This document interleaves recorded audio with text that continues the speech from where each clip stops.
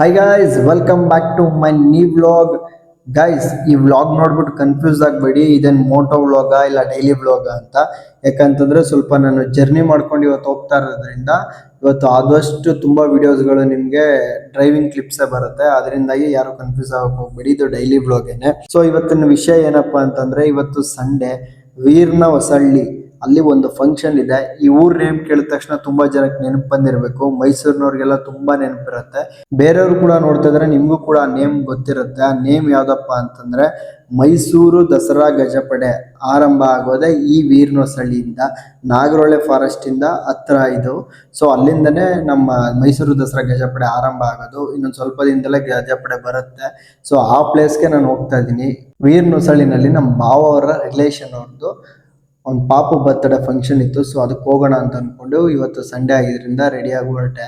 ಹುಣಸೂರು ರೋಡ್ಗೆ ಹೋಗ್ಬೇಕಾದ್ರೆ ಒಂದು ಗಮನಿಸಿದೆ, ತುಂಬಾ ಜನ ಬೈಕ್ ಮತ್ತೆ ಕಾರ್ನೆಲ್ಲಾನು ಪಾರ್ಕ್ ಮಾಡ್ಕೊಂಡು ತುಂಬಾ ಜನ ಅಲ್ಲಿ ನಿಂತಿದ್ರು. ನಾನು ಏನಾಗಿದೆ ಅಂತ ಅನ್ಕೊಂಡು ಮುಂದೆ ಹೋಗಿ ನೋಡ್ತೀನಿ, ಎಲ್ಲರೂ ಕೂಡ ಅಲ್ಲಿ ಚೆಂಡು ಹೂವು ತೋಟದಲ್ಲಿ ಹೋಗಿ ಫೋಟೋ ಶೂಟ್ ಮಾಡ್ತಾ ಇದ್ದಾರೆ. ತೋಟದವರು ಚೆಂಡು ಹೂವು ಹಾಕಿದ್ರು, ತುಂಬಾ ಚೆನ್ನಾಗಿ ಬಂದಿತ್ತು. ಸೊ ಅಲ್ಲೇ ನಾನು ಒಂದು ಶಾರ್ಟ್ ಕ್ಲಿಪ್ ತೊಗೊಂಡು ಹಂಗೆ ಮುಂದೆ ಹೊರಟೆ. ತುಂಬಾ ಜನ ಅಲ್ಲೇ ಎಳೆದ್ಬಿಟ್ಟು ಹೋಗಿ ಎಲ್ಲ ಫೋಟೋ ಶೂಟ್ ಮಾಡಿಸ್ತಾ ಇದ್ರು. ನನಗೆ ಟೈಮ್ ಇರಲಿಲ್ಲ, ಆದಷ್ಟು ಟೈಮ್ ಲೇಟ್ ಆಗಿಬಿಟ್ಟಿದ್ರಿಂದ ನಾನು ಹಂಗೆ ಹೊರಡೋಣ ಅಂತ ಹೊರಟೆ. ಹೋಗ್ಬಿಟ್ಟಲ್ಲಿ ನಮ್ಮ ಅಕ್ಕ ಭಾವ ಕೂಡ ಬಂದರು. ಸೊ ಅವ್ರನ್ನೂ ಕರ್ಕೊಂಡು ವೀರ್ನಹೊಸಳ್ಳಿಗೆ ಜರ್ನಿ ಹೊರಟ. ನಾನು ಟ್ರಾವೆಲ್ ಅಂತೂ ತುಂಬ ಇಷ್ಟಪಡ್ತೀನಿ, ಅದರಲ್ಲಂತೂ ಬೈಕ್ ರೈಡ್ ಅಂತೂ ತುಂಬ ಅಂದರೆ ತುಂಬ ಇಷ್ಟಪಡ್ತೀನಿ. ನಾನು ಕೆಲವೊಂದು ಕಡೆ ಬೈಕ್ ರೈಡ್ಸ್ ಎಲ್ಲ ಹೋಗಿದ್ದೀನಿ. ಸೊ ಅದೆಲ್ಲ ಮೆಮೊರೀಸ್, ಫೋಟೋಸ್ ಇದೆ ಅಷ್ಟೇ, ವೀಡಿಯೋಸ್ ಕ್ಲಿಪ್ಸ್ ಯಾವುದೂ ಇಟ್ಕೊಂಡಿಲ್ಲ. ಮೆಮೊರಿ ಫುಲ್ ಆಗಿದ್ದರಿಂದ ಫೋನಲ್ಲಿ ಕೆಲವೊಂದು ಡಿಲೀಟ್ ಆಗಿಬಿಟ್ಟಿದೆ. ಸೊ ನೆಕ್ಸ್ಟ್ ನೋಡೋಣ, ಎಲ್ಲೇ ಟ್ರಿಪ್ ಹೋದ್ರೂ ಅದನ್ನು ಕೂಡ ಬ್ಲಾಗ್ ಮಾಡಿ ಕಂಟಿನ್ಯೂ ಮಾಡ್ತೀನಿ. ಸೊ ಇವಾಗ ಈ ರೋಡ್ ನೋಡ್ತಾ ಇದ್ರಲ್ಲ, ಇದು ಡೈರೆಕ್ಟ್ ನಾಗರಹೊಳೆ ಫಾರೆಸ್ಟ್ಗೆ ಹೋಗುವಂಥದ್ದು. ಇದು ನಾಗರಹೊಳೆ ಫಾರೆಸ್ಟ್ಗೆ ನಿಯರ್ ಇರೋಂಥ ಹಳ್ಳಿಗಳು, ಮತ್ತೆ ಇಲ್ಲೆಲ್ಲ ಆಡಿಗಳಿರುತ್ತೆ, ಅಂದ್ರೆ ಜನಗಳ ವಸತಿ ಇಲ್ಲೂ ಕೂಡ ಇರ್ತಾರೆ. ಈ ವೀರ್ನಹೊಸಳ್ಳಿ ಈ ಊರ್ ನೆನಪಾದ ತಕ್ಷಣ ತುಂಬಾ ಜನಕ್ಕೆ ನೆನಪಾಗೋದು ದಸರಾ ಗಜಪಡೆ. ನಾವು ಕೂಡ ಎಷ್ಟೋ ಒಂದು 2-3 ಸಲ ಈ ದಸರಾ ಗಜಪಡೆ ಇಲ್ಲಿಂದ ಆರಂಭ ಆದಾಗ ನಾವು ಕೂಡ ಇಲ್ಲೇ ಬಂದು ಆನೆಗಳ ಜೊತೆ ಎಲ್ಲ ಫೋಟೋಸ್ ತೆಗೆಸ್ಕೊಂಡಿದೀವಿ. ಸೊ ಅಲ್ಲಿ ಆರಂಭ ಆದಾಗೆಲ್ಲ ಬಂದು ಬರ್ತಾ ಇದ್ದು, ಇತ್ತೀಚೆಗೆ ಬರಕ್ ಆಗ್ತಾ ಇಲ್ಲ. ಮತ್ತೆ ಇಲ್ಲಿ ವೀರ್ನಹೊಸಳ್ಳಿಯಿಂದ ಒಂದು ಸ್ವಲ್ಪ ಮುಂದೆ ಒಂದು 3-4 ಕಿಲೋಮೀಟರ್ ಒಂದು ಜಾತ್ರೆ ನಡೆಯುತ್ತೆ ಸಂಕ್ರಾಂತಿ ಹಬ್ಬದಲ್ಲಿ. ಸೊ ನಮ್ಮ ಬಾವರು ಮದುವೆ ಆದಂತ ಹೊಸದ್ರಲ್ಲಿ ನಾವು ಕೂಡ ಅವ್ರ ಜೊತೆ ಬರ್ತಾ ಇದ್ದೋ. ಇಲ್ಲಿ ಬರ್ಬೇಕಾದ್ರೆ ಸಮಸ್ಯೆ ಏನಪ್ಪಾ ಅಂತಂದ್ರೆ, ನೈಟ್ ಟೈಮ್ ಇಲ್ಲಿಂದ ನಾವು ಟ್ರಾವೆಲ್ ಮಾಡಕ್ ಆಗೋದಿಲ್ಲ. ಒಂದು 6 ಗಂಟೆ ಒಳಗಡೆ ಎಲ್ಲ ಹೋಗ್ಬೇಕು. ಯಾಕಂತಂದ್ರೆ ಇಲ್ಲೆಲ್ಲ ಫಾರೆಸ್ಟ್ ಏರಿಯಾ ನಿಯರ್ ಇರೋದ್ರಿಂದ ಆನೆಗಳ ಕಾಟ ಇರುತ್ತೆ. ಸೊ ಆದಷ್ಟು ಈವ್ನಿಂಗ್ ಟೈಮು ಬೇಗನೆ ಜರ್ನಿ ಮುಗಿಸ್ಕೋಬೇಕು. ಇಲ್ಲಿಗೆ ಗೌರ್ಮೆಂಟ್ ಬಸ್ಗಳು ಕೂಡ ಇದೆ, ಪ್ರೈವೇಟ್ ವೆಹಿಕಲ್ಸ್ ಅಲೋ ಇರುತ್ತೆ. ಬಟ್ ಏನಪ್ಪಾ ಅಂತಂದ್ರೆ ಬೇಗ ಹೋಗ್ಬೇಕು. ನೈಟ್ ಎಲ್ಲ ಓಡೋದು ಸ್ವಲ್ಪ ಹಿಂಸೆನೆ, ಯಾಕಂದ್ರೆ ಕಾಡು ಪ್ರಾಣಿಗಳು ಕಾಡಿನಂಚಿನಲ್ಲಿ ಇರೋದ್ರಿಂದ ಯಾವ ಟೈಮಲ್ಲಾರು ಬರ್ಬೋದು. ಯಾಕಂದ್ರೆ ನಾವೇ 1-2 ಸಲ ಬೆಳಗ್ಗೆ ಟೈಮ್ ಮತ್ತೆ ಈವ್ನಿಂಗ್ ಟೈಮ್ 2 ಟೈಮು ಕೂಡ ಆನೆಗಳನ್ನ ನೋಡಿದೀವಿ ಇಲ್ಲೇನೆ. ಯಾಕಂದ್ರೆ ಒಂದ್ಸಲ ನಾವು ಹಿಂಗ್ ಬರ್ಬೇಕಾದ್ರೆ ಒಂದು 6-6:30 ಹಿಂಗೇನೆ ಬರ್ಬೇಕಾದ್ರೆ ಈ ಸೈಡಲ್ಲಿ ಆನೆಗಳು ನಿಂತಿದ್ನ ಡೈರೆಕ್ಟ್ ನೋಡಿದೀವಿ. ಅದಕ್ಕೋಸ್ಕರ ಇಲ್ಲಿ ಯಾವಾಗಲೇ ಜರ್ನಿ ಮಾಡಿದ್ರು ಮಾರ್ನಿಂಗ್ ಟೈಮು, ಅಂದ್ರೆ ಬೆಳಗ್ಗೆ ಒಂದು 7 ಗಂಟೆಯಿಂದ ರಾತ್ರಿ 7 ಗಂಟೆ ಈ ಟೈಮಲ್ಲಿ ಜರ್ನಿ ಮಾಡಬೇಕು. ಬೇರೆ ಟೈಮಲ್ಲೆಲ್ಲ ಜರ್ನಿ ಮಾಡ್ತೀನಿ ಅಂತಂದ್ರೆ ಸ್ವಲ್ಪ ಹುಷಾರಾಗಿ ಜರ್ನಿ ಮಾಡಬೇಕು, ತುಂಬಾ ಕಷ್ಟ. 2 ವೀಲರ್ ಎಲ್ಲ ಇಲ್ಲೆಲ್ಲ ಜರ್ನಿ ಮಾಡೋದು ನೈಟ್ ಟೈಮ್ ಸೇಫ್ ಇರಲ್ಲ. ಕಾರ್ ಏನಾದ್ರು ಇದ್ರೆ ಅದ್ರಲ್ಲಿ ಆರಾಮಾಗಿ ಜರ್ನಿ ಮಾಡ್ಬೋದು.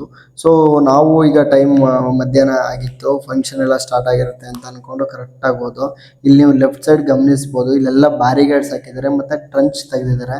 ಯಾಕಂತಂದ್ರೆ ಕಾಡಿನಂಚಿನಲ್ಲಿ ಇರೋದ್ರಿಂದ ಆನೆಗಳಿಲ್ಲಿ ಆರಾಮಾಗಿ ಬರ್ಬೋದು ಅಂತ ಅವನ್ನ ಅವಾಯ್ಡ್ ಮಾಡೋಕ್ಕೋಸ್ಕರ ಈ ಬ್ಯಾರಿಗೇಡ್ಸ್ ಮತ್ತೆ ಟ್ರಂಚ್ ತೆಗೆದಿದ್ದಾರೆ. ಆದ್ರೂ ಕೂಡ ಕೆಲವೊಂದ್ಸಲ ಆನೆಗಳು ಅದನ್ನ ದಾಟಿ ಬರ್ತವೆ.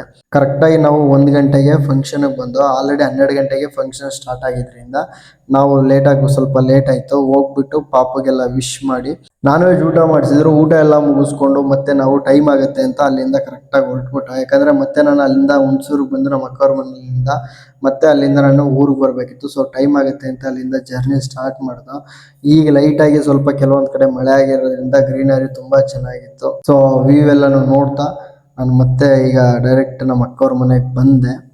ಈ ರೋಡ್ನಲ್ಲಿ ಬೈಕ್ ಓಡಿಸ್ಬೇಕು ಅಂದ್ರೆ ತುಂಬಾ ಖುಷಿ ಆಗುತ್ತೆ. ವೆಹಿಕಲ್ಸ್ ಅಂತೂ ತುಂಬಾ ಅಂದ್ರೆ ತುಂಬಾ ಕಡಿಮೆ ಇರುತ್ತೆ. ಫುಲ್ ಖಾಲಿ ರೋಡು, 2 ಸೈಡು ಫುಲ್ ಗ್ರೀನರಿ ಇರುತ್ತೆ. ಬೈಕ್ ರೈಡ್ ಹೋಗ್ತಾ ಇದ್ರೆ ತುಂಬ ಅಂದರೆ ತುಂಬ ಚೆನ್ನಾಗಿರುತ್ತೆ. ಅದರಲ್ಲಿ ಏನಾದ್ರು ಮಳೆ ಬಂದುಬಿಟ್ರೆ ಹೆಡ್ಫೋನ್ ಹಾಕೊಂಡು ಒಳ್ಳೆ ಬೈಕ್ ರೈಡ್ ಮಾಡ್ಬೋದು. ಯಾರಾದರೂ ನಾಗರಹೊಳೆ ಫಾರೆಸ್ಟ್ ಸೈಡ್ ಹೋಗೋರಿದ್ರೆ ಈ ಬೈಕ್ ಜರ್ನಿ ತೊಗೊಳ್ಳಿ. ಬಟ್ ನಾಗರಹೊಳೆ ಫಾರೆಸ್ಟ್ಗೆ ನಿಮಗೆ ಬೈಕ್ ಅಲೋ ಇರೋದಿಲ್ಲ, ಕಾರ್ನಲ್ಲೇ ಹೋಗಬೇಕು ಅಥವಾ ಜೀಪಲ್ಲಿ ಹೋಗಬೇಕಾಗುತ್ತೆ. ಆ ರೂಟ್ ಪಾಸ್ ಆಗಬೇಕು ಅಂತಂದರೆ ಇದೇ ರೂಟಲ್ಲಿ ನಿಮಗೆ ಮುಂದೆ ಹೋದರೆ ಇರ್ಪು ಫಾಲ್ಸ್ ಕೂಡ ಇರುತ್ತೆ. ಸೊ ಅಲ್ಲೆಲ್ಲ ಹೋಗಿ ವಿಸಿಟ್ ಮಾಡಿದ್ದೀವಿ, ತುಂಬ ಚೆನ್ನಾಗಿರುತ್ತೆ ಪ್ಲೇಸಸ್ಸು. ಅಲ್ಲಿ ಯಾರಾದರೂ ಹೋದಾಗ ನೀವು ನೋಡ್ಬೋದು. ಮತ್ತೆ ನಾವು ಅಂದ್ಕೊಂಡು ಅಷ್ಟು ದೂರ ಮುಂದೆ ಬರ್ತಿದ್ದಂಗೆ ಮತ್ತೆ ಮಳೆ ಸ್ಟಾರ್ಟ್ ಆಯಿತು. ಮಳೆ ಸ್ಟಾರ್ಟ್ ಆಗ್ತಿದ್ದಂಗೆ ಅಲ್ಲೇ ಒಂದು 10 ನಿಮಿಷ ವೆಯ್ಟ್ ಮಾಡಿ ಮತ್ತೆ ಅಲ್ಲಿಂದ ಹೊರಟು. ಇಲ್ಲಿ ಅಬ್ಸರ್ವ್ ಮಾಡೋದು ಒಂದು ಥಿಂಗ್ ಏನಪ್ಪ ಅಂತಂದರೆ, ನಮ್ಮ ಮೈಸೂರು ಸುತ್ತಮುತ್ತ ಎಲ್ಲಿ ನೋಡಿದರೂ ಕೂಡ ನಿಮಗೆ ಇವಾಗ ಬರೀ ಲೇಔಟ್ಸು, ಅಪಾರ್ಟ್ಮೆಂಟು, ಬಿಲ್ಡಿಂಗ್ ಇದೇ ಥರ ಕಾಣುತ್ತೆ. ಎಲ್ಲಿ ನೋಡಿದ್ರು ನಿಮಗೆ ಜಮೀನು, ಗದ್ದೆ, ಈ ಥರ ಕೆರೆ ಜಾಗಗಳು ಎಲ್ಲೂ ಸಿಗೋದೇ ಇಲ್ಲ. ಆಲ್ಮೋಸ್ಟ್ ತುಂಬ ಅಂದರೆ ತುಂಬ ಕಡಿಮೆ ಆಗ್ತಾ ಇದೆ. ಸೊ ಇಲ್ಲಿ ನಿಮಗೆ ಇಲ್ಲೇ ಸುತ್ತಮುತ್ತ ಎಲ್ಲಿ ನೋಡಿದ್ರು ಲೇಔಟ್ಸ್ಗಳಂತೂ ಇರೋದಿಲ್ಲ, ಹಳ್ಳಿಗಳಿರುತ್ತೆ, ಜಮೀನುಗಳು, ಗದ್ದೆಗಳು, ಮತ್ತು ಎಲ್ಲಿ ನೋಡಿದ್ರು ಗ್ರೀನರಿಗಳು ಮತ್ತು ಕೆರೆಗಳು ತುಂಬ ಚೆನ್ನಾಗಿದೆ. ಸೊ ಇದು ಇದೇ ರೀತಿ ಇರಲಿ ಅಂತ ಅಂದ್ಕೊಂಡು ನೋಡಿಕೊಂಡು ಮತ್ತೆ ನಾನು ಅಲ್ಲಿಂದ ರಿಟರ್ನ್ ಹೊರಟೆ.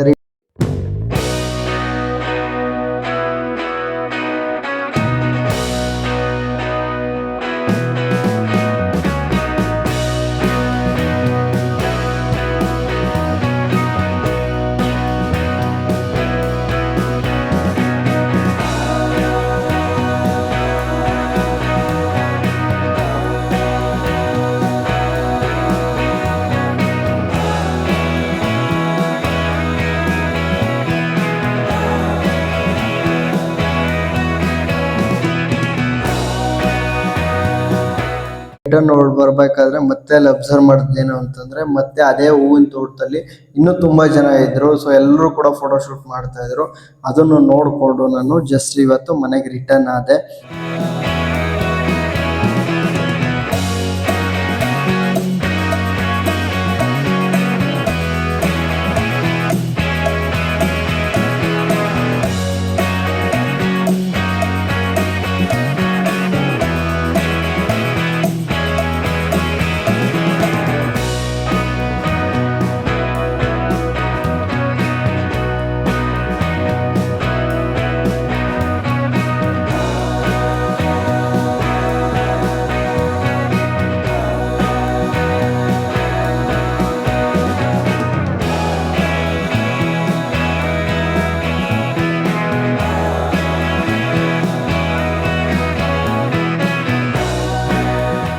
ಇದಾಗಿತ್ತು ಇವತ್ತಿನ ವ್ಲಾಗ್. ಮತ್ತೊಂದು ಮುಂದಿನ ವ್ಲಾಗ್ ಸಿಗ್ತೀನಿ. ಈ ವಿಡಿಯೋ ಏನಾದರೂ ಇಷ್ಟ ಆಗಿದ್ರೆ ದಯವಿಟ್ಟು ಲೈಕ್ ಮಾಡಿ.